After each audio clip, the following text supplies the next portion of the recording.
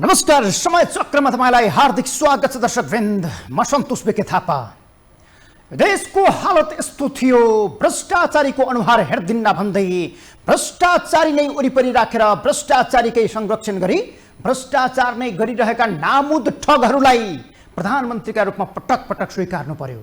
देशले अपमान गर्यो, विदेशले गिज्जायो, जताततै बेइज्जत भयो, तैपनि पदप्रतिको आसक्ति जाँदै गएन। आत्ममूल्याङ्कन कहिल्यै नगर्ने, कमजोरी भयो, गल्ती भयो भन्ने कहिल्यै नस्वीकार्ने, सधैँ सत्तामा बसेर शक्तिको दम्भ देखाउने, खराब काम भन्दाहरू गर्दै नगर्ने, यस्ता भस्मासुरबाट केही समयलाई भए पनि शान्ति मिलेको छ। नाम लिँदा पनि मुख कुल्ला गर्न मन लाग्छ। पञ्चायतदेखि अहिलेसम्मका एकजना यस्ता नमुना मन्त्री पनि रहेछन् दर्शकवृन्द, जसलाई 21 पटकसम्म मन्त्रीका रूपमा बेहोरियो। यिनले बनाएको देश बन्ने भए एक पटकमा बन्थ्यो, भएन अवसर नै दिउँ भन्ने हो भने पनि 2 पटक, 3 पटक, 4 पटकसम्म अवसर पाउँदा बन्थ्यो। तर सधैँ सत्तामा बसे देश कहिल्यै बन्न सकेन। अझै पनि सत्तामा थिए, जनता घरमै पुगेर लखेट्ने अवस्था बढेपछि प्यारालाइज भएकी श्रीमतीलाई छोडेर पत्तासाप भए। यिनीहरूको रावण राज्य र भ्रष्ट कुशासनकै अन्त्य गर्न जेनजी सडकमा आउनु पर्यो। देशले अन्तरिम सरकार पाएर केही शक्तिशाली र विगतमा परीक्षित भएर उपलब्धि पूर्ण हासिल गरेका प्रमाणित पात्रलाई पाएको छ। देश अगाडि बढ्छ भन्ने सुनौलो आशाको किरण उदाएको छ। तर कसरी, को मन्त्री कस्ता बने र अब कस्ता बन्दैछन्, बाँकी विस्तृतमा हेरौँ रिपोर्ट। नेपालमा एउटा शक्तिशाली भनाइ छ, जे हुन्छ राम्रैका लागि हुन्छ। नत्र सरकारका शक्तिशाली नवनियुक्त मन्त्री कुलमान घिसिङलाई हेरौँ। पछिल्लो 1.5 वर्षमा ओलीको जति तिरस्कार र अपमान यिनले अरू कसैसँग भोग्नु परेन। पटक पटक पदबाट गलहत्याउने प्रयास भयो, अनेक आरोप लगाएर फोहोरी देखाउने खेल भए, भ्रष्टाचारीसम्म भन्न भ्याए। व्यापारीलाई बोकेर कुलमानमाथि नै टचर दिए, झन्डै दर्जन स्पष्टीकरण सोधेर अपराधीकरण गरेपछि अन्तिममा पदबाट निकाले। रुदै रुदै निस्किएका कुलमान अहिले त्यही अड्डाको मन्त्री बनेका छन्। अर्थात् जे भयो राम्रैका लागि भयो। हिजो कुलमान विद्युत प्राधिकरणको कार्यकारी निर्देशक मात्रै थिए, आज त्यही अड्डाको मन्त्री बनेका छन्। त्यो पनि 1 होइन, 2 होइन, 3 मन्त्रालयको मन्त्री बनेका छन्। सोमबार राष्ट्रपतिबाट शपथ खाएका उनी ऊर्जा मन्त्री, भौतिक पूर्वाधार तथा यातायात मन्त्री र शहरी विकास मन्त्री हुन्। देशलाई लोड सेडिङको अन्धकारबाट मुक्त गरेका उनलाई अब देश नै उज्यालो बनाउने जिम्मेवारी थपिएको छ। मन्त्री भए लगत्तै उनी एक्सनमा उत्रिएका छन्। मृतकका परिवारलाई भेटेपछि उनी अन्य काममा सक्रिय बने।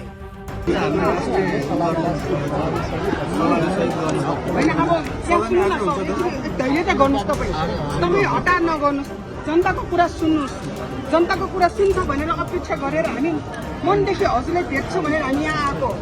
ऊर्जा क्षेत्रमा लगानी बढाएर विकास गर्नु छ। उत्पादन मात्रै होइन, विदेशमा बेच्नु पनि छ। हितेन्द्र देव शाक्य आएपछि सुरु भएको अघोषित लोड सेडिङ अन्त्य गरी आउनुको औचित्य पुष्टि गर्नु छ।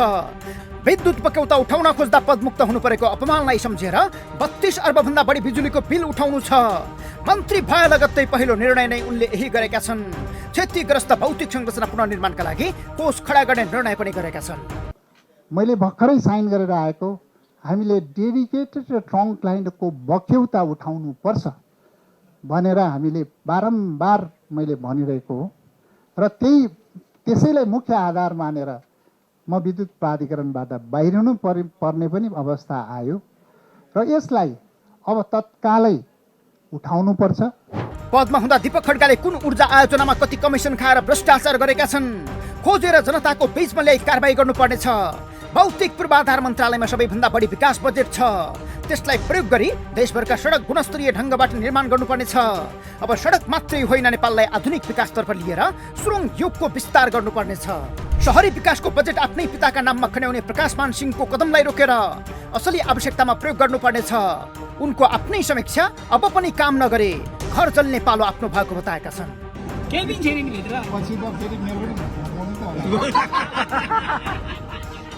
जे हुन्छ राम्रैका लागि हुन्छ।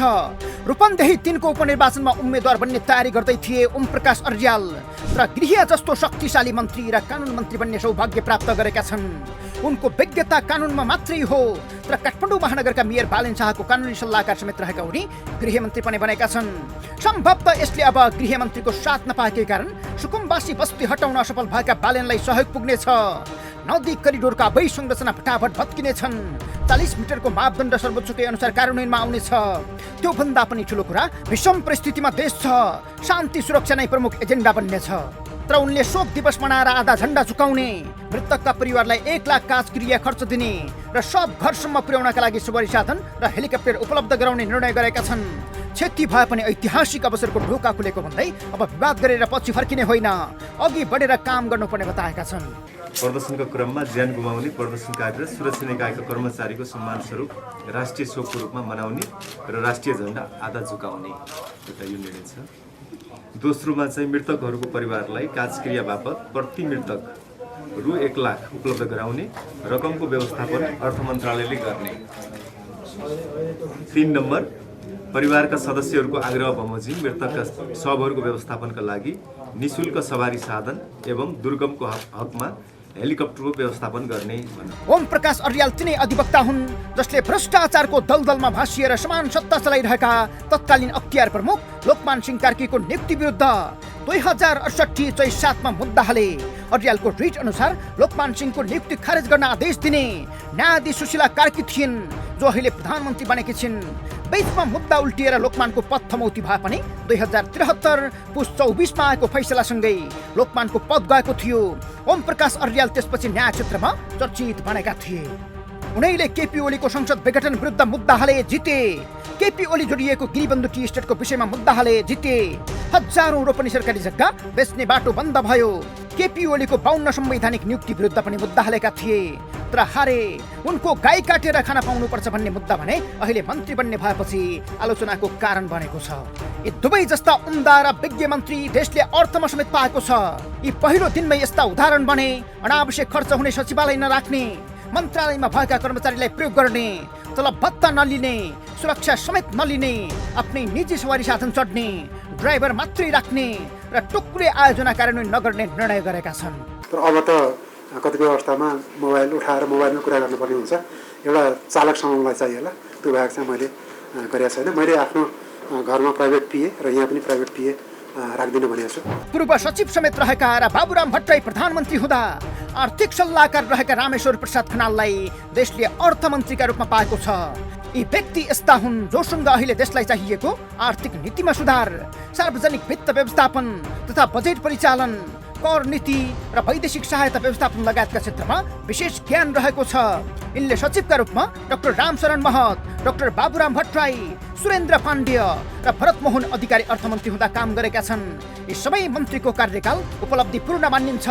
तथापि यिनी कांग्रेस र बाबुराम भट्टराईको नयाँ शक्तिमा समेत केही समय आबद्ध भएका थिए। केही समय अघि मात्रै यिनलाई सरकारले उच्च स्तरीय अर्थतन्त्र सुधार र सुझाव आयोगको अध्यक्ष बनाएको थियो। 5 महिना अघि मात्रै चैतमा आयोगले प्रतिवेदन बुझाएको छ। अर्थतन्त्रको सुधार नै त्यो प्रतिवेदनको कार्यान्वयन हो भन्दै आएका थिए।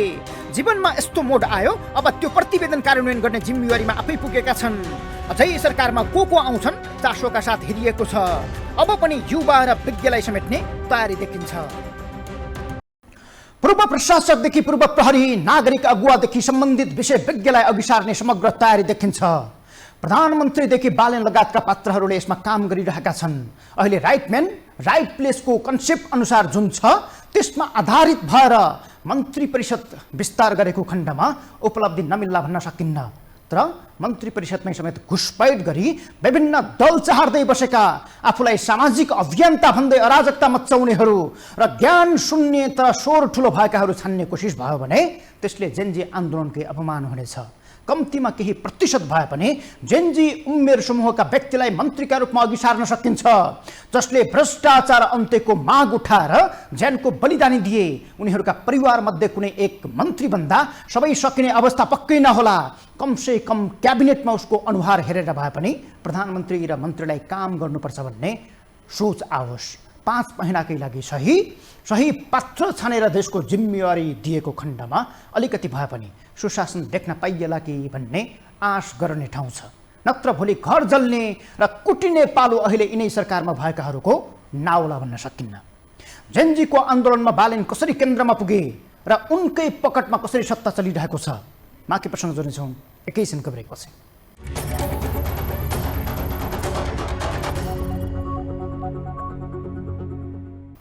इतिहासमा कमैले पाउने अवसर बालेनले पाएका छन्।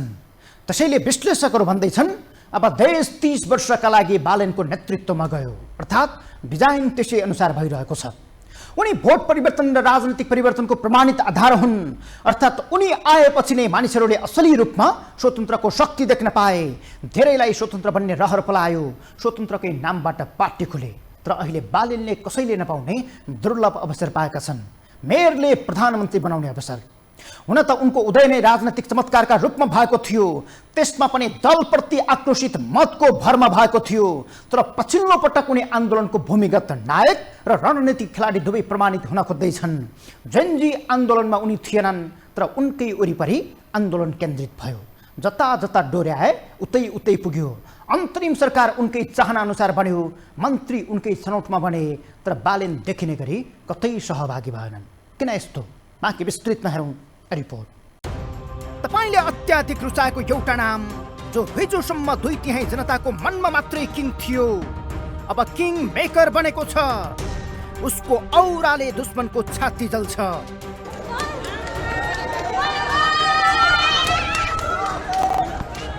सडकमा निस्किएर हिँड्दा शहर गुन्जिन्छ।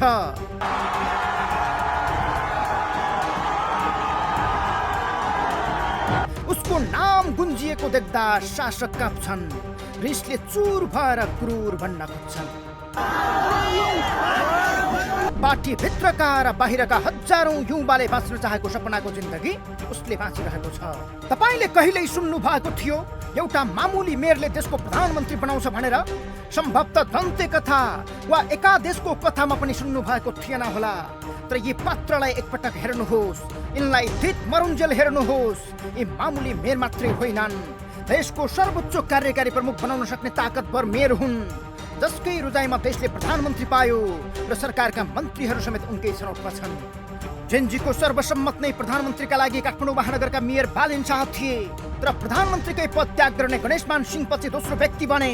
तर देश उनकै डिजाइनमा अघि बढेको छ। अबको 6 महिना बालेन जे चाहन्छन् देश त्यसै अनुसार अघि बढ्ने देखिन्छ। तर यो सब कसरी सम्भव भयो त? पछिल्लो घटनाक्रमलाई केलाउँदै जाउँ। भदौ 23 मा जेनजीले आन्दोलनको घोषणा गरेका थिए। त्यसको अघिल्लो दिन नै बालेनले सामाजिक सञ्जालमा लेख्दै भने, भोलिको र्याली स्पष्ट स्वतः स्फूर्त जेनजीको हो। उमेर हदबन्दीले म जान मिल्दैन, मेरो भरपूर समर्थन छ। अर्थात् बालेनको साथ छ भन्नेमा जेनजी विश्वस्त भए। भदौ 23 मा प्रदर्शन चल्यो। हजारौंको संख्यामा युवाहरू सडकमा आए। आक्रोशित भएका केही युवाहरू संसद भवनमै प्रवेश गरेपछि प्रहरीले गोली चलायो। अन्धाधुन्दा फायरिङले 19 जनाको ज्यान गयो। बालेन पनि रिसले फायर भए। केपी शर्मा ओलीलाई टार्गेट गरी आतंकवादीको नाम दिए। त नेता त के, मान्छे पनि बन्न सकिनस् भन्दै आवेग प्रकट गरे। युवाहरूलाई यसले थप साहस दियो र फल पुर्यायो। भोलिपल्ट आन्दोलन अर्कै चरणमा प्रवेश गर्यो। बिहानैदेखि नेताका घर र सार्वजनिक सम्पत्तिमा तोडफोड र आगजनी सुरु भयो। नेताहरूको भागाभाग भयो। प्रधानमन्त्रीले समेत राजीनामा दिएर हेलिकप्टर चढेर सम्पर्कविहीन बने। बालेनले फेरि भने, हामीले स्पष्ट रूपमा भनेका थियौं, यो जेनजीको आन्दोलन हो।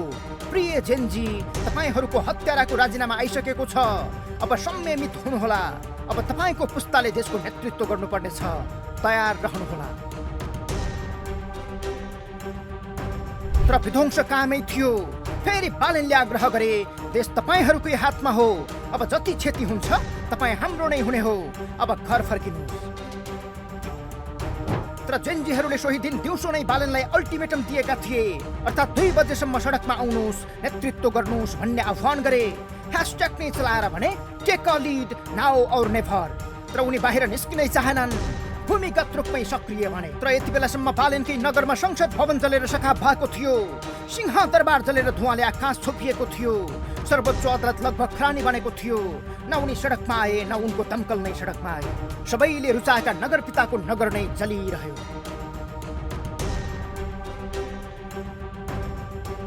सरकार ढलिसक्यो। नेतृत्व छान्ने सङ्कट भइसक्यो। जेनजीहरू नै एकअर्कामा भेट्न थालिसके। बालेनलाई आऊ नेतृत्व गर भन्दा पनि आएनन्। बरु भोलिपल्ट फेरि उसै गरी भने, देश अहिले एउटा इतिहासमै नभएको प्रख परिस्थितिमा छ। अन्तरिम चुनावी सरकारको नेतृत्व गर्नका लागि तपाईहरूबाट आएको प्रस्ताव पूर्व प्रधान न्यायाधीश श्रीमान सुशीला कार्कीप्रति पूर्ण समर्थन छ।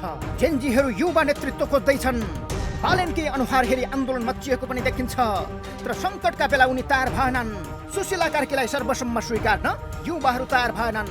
फलत कोही कुलमान घिसिङका पक्षमा र कोही हर्क साम्पाङ हुनुपर्छ भन्दै नाराबाजी गर्न थाले। बिचरा धरानबाट प्रधानमन्त्री बन्न पाउँछु भन्दै 2-4 गाडीमा मान्छे बोकेर आएका हर्क साम्पाङले समेत बालेनकै सुशीला बनाउने चाहनाका कारण आफ्नो इच्छा पटक पटक व्यक्त गरे, दाबी पेश गरे। तर रित्तै हात फर्किनु पर्यो। सम्भवतः बालेन तयार भएको भए यति ठुलो आपत्ति नै आउने थिएन। 73 वर्षीय अभिभावकलाई जेन्जी बनाएर नेतृत्व सुम्पिनु पर्ने अवस्था पनि आउने थिएन। दलहरूलाई फेरि पनि बलियो बनाउने गरी चलखेल हुन पाउने थिएन। तर अहिले देश 6 महिनापछि पुनः पुरानै दल र नेताहरूको कब्जामा पुग्ने अवस्था बन्दैछ। तथापि देशलाई यो समयमा सफल अवतरण गराउन बालेन वा अन्य पात्र भन्दा पनि सुशीला कार्की नै परिपक्व र सुझबुझपूर्ण नेतृत्व देखिन्छ। किनकि उनीसँग सफलतापूर्वक सर्वोच्च हाकिको अनुभव र विज्ञता छ। फलत उनी नै 6 महिनापछि चुनाव गराउने शर्तसहित अन्तरिम सरकारको प्रधानमन्त्री बनेकी छिन्। रेडियो युवा पुस्ताको सोच बमोजिम चाहिँ एउटा चाहिँ काम गर्नुपर्ने भएको छ। बडो मलाई एकदम विचित्र लागेको छ यो मुलुकमा यो जुन एउटा मुभमेन्ट आयो यो बडो अचम्म, वर्ल्डमा कहीँ पनि भएको छैन। 27 घण्टाको आन्दोलन मा चाहिँ काया पलट गरेको मलाई थाहा छैन। तर घटनाक्रमले बालेनमाथि प्रश्न उठाएको त छ नै, यहाँ पनि उनले आफ्नै लागि जित निकालेको देखिन्छ। सबैभन्दा रणनीतिक कुरा दीर्घकालीन राजनैतिक उद्देश्य र पदप्रति ठूलो आसक्ति नभएका हरेक व्यक्तिले अन्तरिम सरकारको नेतृत्व गर्न चाहँदैनन्। बालेनले पनि त्यो सुझबुझ देखाए। किनकि 6 महिना सरकारको नेतृत्व गर्दा आलोचित भइन्छ पक्का थियो। कांग्रेस एमाले जस्ता पार्टी बाहिर हुँदा काम गर्न सकिँदैन यो पनि सत्य थियो। उस्तै परे 6 महिनापछि आउने अवसर पनि गुम्न सक्थ्यो। चुनाव हारिन्थ्यो। फलत बालेनकै चाहना अनुसार जेन्जीको आन्दोलन अघि बढ्यो। उनकै चाहना अनुसार देशले प्रधानमन्त्री पनि पायो। जेन्जी त नेता छान्ने सकस र अहिले पनि सक्कली नेता को हो भन्नेमै अन्यलपूर्ण अवस्थामा छ। दिनदिनै झगडा भइरहेको छ।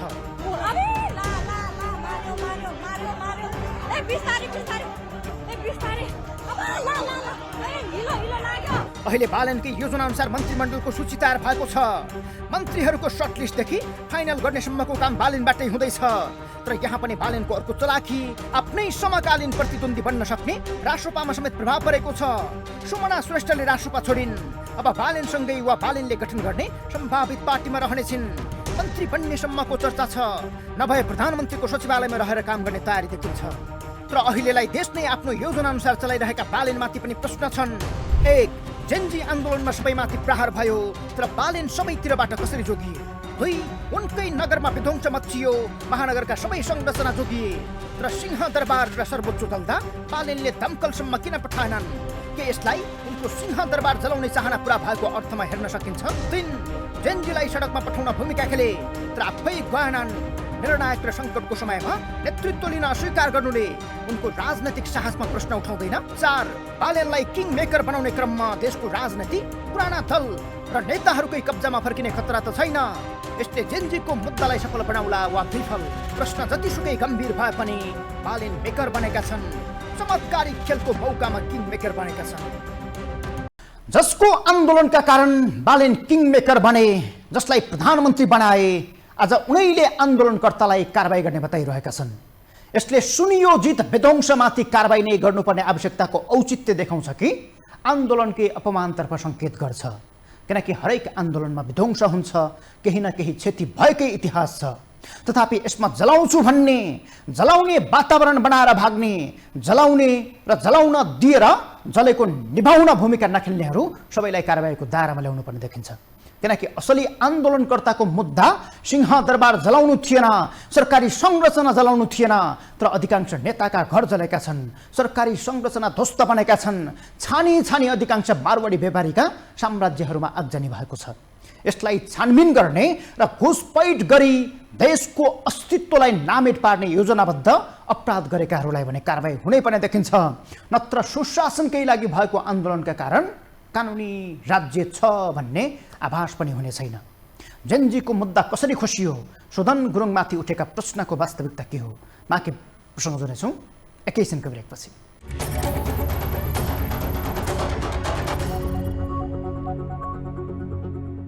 जेन्जी आन्दोलनका 4 हिस्सा।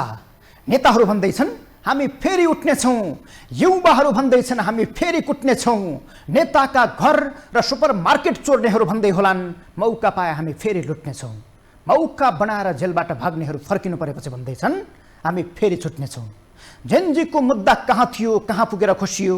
उनीहरूले उठाएका मुद्दामा एउटा पनि खोट छैन। तर जेन्युन मुद्दामा कसरी राजनीतिकरण भयो, जसले सत्ता कायापलट हुँदै देशलाई नयाँ कोर्समा पुर्याएको छ। तर उपलब्धिको उद्देश्य यति मात्रै हो त, या त पुरा भयो कि पुरा भएनन् जेनजीका एजेन्डाहरू? बाँकी विस्तृतमा हेरौँ रिपोर्ट। अघिल्लो दिन खुट्टा ढोगेर आदर भाव प्रकट गरे। आमा हजुरआमा समानकी प्रधानमन्त्रीलाई सम्मान दिए।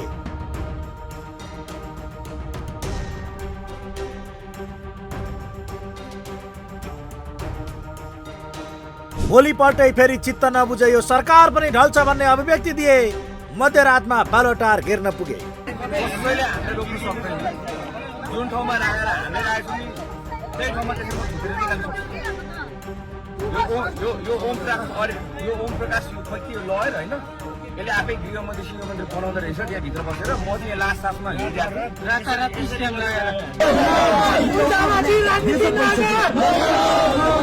जेनजीको माग के थियो, मुद्दा के थियो, त्यो कहाँ छुट्यो, कसले पुरा गर्दैछ, कुनै टुङ्गो छैन। देश अघोषित रूपमा केही व्यक्तिको कब्जामा गएको छ। तर जेनजीहरू सक्कली को हो नक्कली को हो अझै छुट्याउन लडाईँ गर्दैछन्। प्रदर्शनका दिन म जेनजीको नेतृत्व होइन स्वयंसेवक मात्रै हुँ भनेका सुदन गुरुङ अहिले आफ्नै कारण देश परिवर्तन भएको बताउँछन्। 80 वर्षदेखि नभएको परिवर्तन गरे भन्छन्, फेरि सरकार ढाल्ने अभिव्यक्ति दिइरहेका छन्। 80 वर्षको नेपाल अहिले परिवर्तन भएछ। यो परिवर्तन होइन, तपाईँले एक्सेस पास यो परिवर्तन होइन। के कुरा गरेको तपाईँले? यत्रो लडेको बलिदान यसको लागि हो, यसको लागि हो। तर जेनजीकै मुद्दा आइचाक हुँदा यता नक्कली जेनजी र पार्टीका भरौटेहरूको बिगबिगी छ। आइतबार रिपोर्टर्स क्लबमा कुटपिट नै भयो।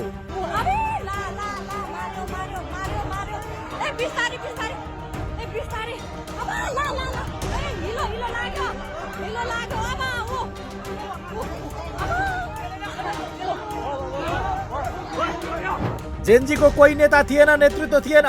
यो उमेर समूहले सार्वजनिक हितका लागि उठाएको मुद्दा नै नेतृत्व थियो, जसका कारण हजारौं युवाहरू सडकमा आए। 19 जना गोली खाएर मारिए। यही आन्दोलनबाट सृजित घटनाक्रमले 70 प्लसको ज्यान गइसक्यो।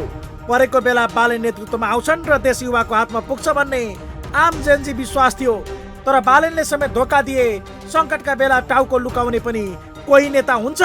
अहिले आएर अरूले मारेको बाघका चुङ्गाउ खल्दै शासन सत्ता आफ्नै अनुसार घुमाउँदैछन् भन्ने चर्चा छ। तर देखिने गरी कुनै जिम्मेवारी उठाएका छैनन्। आफैले चाहेका पात्र र आफ्नै सल्लाहकारलाई मन्त्री बनाएका छन्। कानुनको मात्रै ज्ञान भएका व्यक्तिलाई गृहमन्त्री समेत भिराइदिएपछि देखिन्छ उनी अब शक्ति चलाउने आसक्तिमा छन्। तर जेनजी कहाँ छुटे? उनीहरूका परिवारबाट किन कोहीले सरकारमा स्थान पाएनन्? सयौं स्वार्थ समूहबाट मन्त्री बनाइदिए गर्दा सडकमा छाती थापेर गोली खाएका परिवारभित्रबाट पनि कोही मन्त्री बन्लान्। त्यसपछि जेनजी आन्दोलनको सुरुवात गर्नुको उद्देश्य के थियो? त्यो मुद्दामा सरकार केन्द्रित बन्नुपर्ने देखिन्छ। जेनजी आन्दोलनको मुख्य उद्देश्य नै देशको भ्रष्टाचार अन्त्य हुनुपर्छ भन्ने थियो। जसरी उनीहरूले भ्रष्टाचारी भन्दै नेपो बेबी ट्रेन चलाएर नेताहरूका सन्तानको एक्सपोज गरे, भ्रष्टाचारमा जोडिएका नेताहरूमाथि छानबिन भएर कारबाही हुनुपर्छ भन्ने हो। तर जेनजीको आन्दोलनपछि देशले नयाँ सरकार पाएको छ। 3 शक्तिशाली मन्त्री बनेका छन्। तर उनीहरू कसैको पनि पहिलो निर्णय भ्रष्टाचार अन्त्य र छानबिनको विषय बन्न सकेन। सम्भवतः अब सबै मन्त्री पाएपछि उच्च स्तरीय आयोग बनेर 46 यताका सबै भ्रष्टाचारको छानबिन हुन्छ कि भन्ने आश छ। त्यसबाहेक जेनजीले उठाएका अन्य मागहरू थिए संविधान संशोधन र प्रत्यक्ष निर्वाचित कार्यकारी। अब यो काम सजिलै पुरा हुने देखिन्न। अन्तरिम सरकारलाई मात्रै मुख्य माग बनाएर टुङ्गाइयो। अर्थात् प्रथमतः 6 महिना चुनाव हुने अवस्था छैन, किनकि दलहरू तयार नहुन सक्छन्। चुनाव नभई राष्ट्रपतिले अर्को सरकार गठन गर्न सक्छन्। चुनाव भइहाले जेनजीको मुद्दामा सहमत हुने कति निर्वाचित भएर आउने हुन्? संसदको बहुमत संख्या जेनजीको नभएसम्म संविधान संशोधन हुने छैन। नत्र संसदबाटै राजनीतिक दललाई समेत सहमत गराएर संविधान संशोधन गरी प्रत्यक्ष कार्यकारीको व्यवस्थासहित चुनावमा जान सकिन्थ्यो। तर त्यो तहसम्म कसैले सोच्नै चाहेन। जस्तो कि 2062-63 मा सहमतिमा संसद पुनर्स्थापना गरी घोषणा गर्न लगाएर संविधान सभाको चुनाव मार्फत राजनीतिक कोर्स अघि बढेको थियो। अहिले पनि संविधानमा शासकीय संरचना र निर्वाचन प्रणाली मात्रै फेर्न पाएको भए प्रत्यक्ष निर्वाचितको चुनाव 6 महिनामै हुन्थ्यो। तर अहिले संसद विघटन त भयो, सरकार फेर्नु मात्रै उपलब्धि बन्यो। अब 6 महिनापछि फेरि पनि दलहरू र केही स्वतन्त्र निर्वाचित भएर आउनेछन्, जसको बहुमत हुन्छ उसैले सत्ता सम्हाल्नेछ। त्यसबाहेक जेनजीहरूले अख्तियारमा कुनै पार्टीसँग आबद्ध नभएको स्वतन्त्र सशक्त व्यक्तिले मात्र नेतृत्व गर्न पाउनुपर्ने एजेन्डा अघि सारेका छन्। राजनीतिक दलहरू पुनः दर्ता भएर पारदर्शी ढङ्गले सबै हर हिसाब सार्वजनिक गर्नुपर्ने भनेका छन्। भदौ 23मा गोली हान्नेमाथि कारबाही गर्ने र प्रधानमन्त्री र गृहमन्त्रीलाई फौजदारी कारबाही हुनुपर्ने एजेन्डा पनि अघि सारेका छन्। समीकरण र गठबन्धनबाट सरकार बन्ने कुरालाई प्रतिबन्ध लगाउने भनेका छन्। एकजना व्यक्ति 2 पटक मात्रै प्रधानमन्त्री बन्नुपर्ने एजेन्डा अघि सारेका छन्। सबै खाले ट्रेड युनियन र पार्टी निकट संगठन खारेज हुनुपर्ने भनेका छन्, जस्तै दल निकट कर्मचारीका संगठन, पत्रकारका संगठन, वकिलहरूका संगठन। कसरी खोसियो मुद्दा? जेनजीकै मुद्दा हाम्रो पनि मुद्दा हो भन्दै अन्य उमेर समूह प्रवेश गरे। उनीहरूसँगै अन्य राजनीतिक दलका व्यक्तिहरू पनि सामेल भए। त्यसमा आन्दोलनले आफ्नो योजना अनुसार प्रयोग गर्न चाहने स्वार्थी तत्त्व पनि सामेल भयो। केही भारतको बिहारतिरबाट झिकाइएका जस्ता पनि देखिन्थे। सिंहदरबारमा त्यस्तै केही व्यक्तिले आगो जोस्न खोज्दा केही नेपालीहरूले लखेटेको देखिन्छ।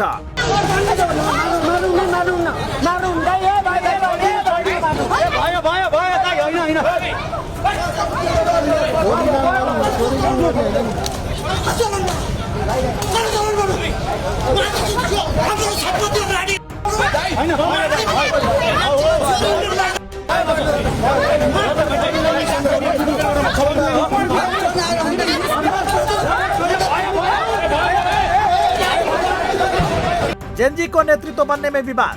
अहिलेसम्म जेनजीको नेता म हुँ भनिरहने पात्र हुन् सुदन गुरुङ। उनीमाथि समेत पछिल्लो समय निकै ठुलो प्रश्न उठिरहेका छन्। पार्टी र क्लबमा इभेन्ट म्यानेजरका रूपमा काम गरिरहेका गुरुङले 2072 सालको महाभूकम्पमा आफ्नो छोरा गुमाएपछि समाजसेवामा लागे। त्यस क्रममा हामी नेपाल नामक एनजिओ खोले। यो संस्थामा 1600 बढी सदस्य छन्। सन्दुक रोहितले चलाउँदै आएको बारबारा फाउन्डेसनले लगानी गरेको थियो, तर अहिले उनीहरू बीच सहकार्य नभएको पछिल्लो घटनापछि रोहितले सार्वजनिक गरेका छन्। आइसियुमा एडमिट गराउने कामहरू, यो सबै कुराहरू हामीबाट नहुने कुराहरू हामी उहाँहरूसँग मिलेर हामी गर्थ्यौँ। अनि त्यसपछि गत 1 वर्षभन्दा बढी सालदेखि उहाँहरू अलग्गै बस्नु भएको छ र 1 वर्षभन्दा अगाडिदेखि हामीले मैले त भेटेको पनि छैन है। मूलतः हामी नेपाल संस्थामा पश्चिममा बारबारा फाउन्डेसन र हिल्टन होटलका मालिक सञ्चालक रहेको शङ्कर ग्रुपले समेत फन्ड दिँदै आएको देखिन्छ।